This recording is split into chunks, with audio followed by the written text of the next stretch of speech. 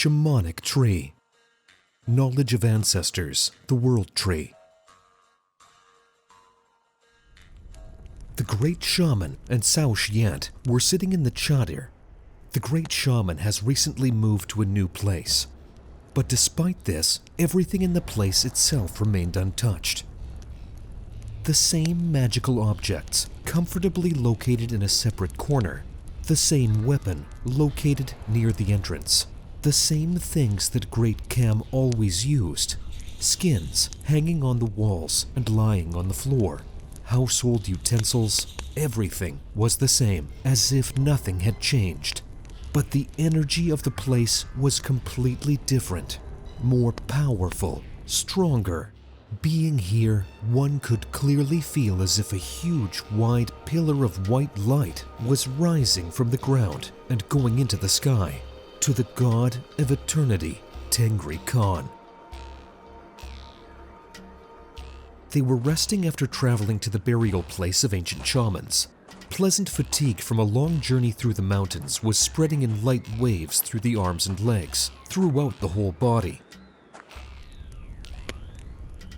The young man stretched sweetly and immediately realized a very simple thing. Nothing renews energy, gives new strength, and resurrects a person like a long, exhausting walk in the mountains. And only now, absorbing fresh energy, Yant realized what he had been losing his whole life, living in easy conditions. And he realized what he could have been if his destiny had turned out differently. But this did not depress him at all. Now he knew that everything would be different. A hearth was burning in the middle of the Chadyr. The great shaman was next to it, preparing delicious tea made of wild Altai herbs. Yant gladly took off his excess clothes, then took Cam's clothes and hung them to dry by the fireplace. Sitting by the fire, he admired the magic of the flame. The flames of the fire swirled in a mesmerizing dance. The young man admired them, and his cheeks also blazed with bright fire. The insatiable flame greedily devoured the dry birch firewood with a crackling sound. Its smoke rose and went into the smoke hole. This hearth was very unusual. Sausch saw this only a couple of times in his life, and then in very early childhood, but now here with Cam. This was unusual in that near the hearth there was a strong, robust birch tree, the top of which also went into the hole for the smoke. Tell me, please, Cam, can I ask you a question? Cam nodded in response, throwing a handful of aromatic herbs into the water that was about to boil. His attention was completely absorbed in what he was doing. Why do shamans have such trees in their Chadyr? I remember seeing this a couple of times in my life. When I was little, they brought me to a shaman for treatment. Back then, these trees seemed huge to me. But still, I've never seen anything like this anywhere else. Tell me, please, what are they for?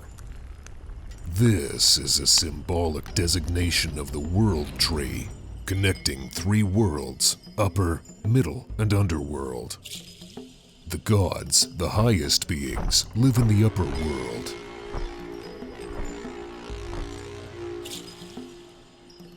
We, and spirits similar to us, live in the middle world.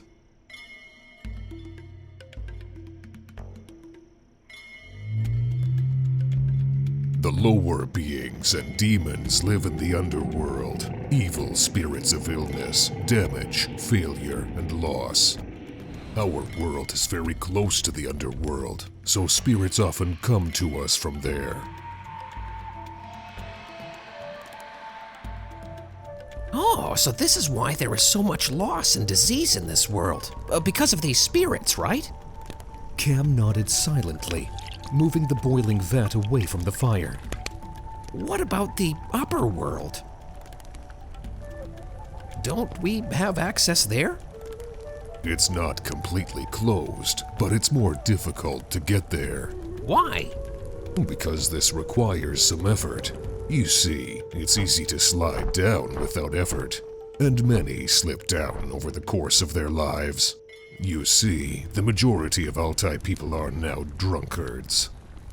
Yes, this is some kind of national disaster. Exactly. Because a person by himself only goes down, and to go up requires enormous effort. The great shaman fell silent, stirring the herbs in the vat.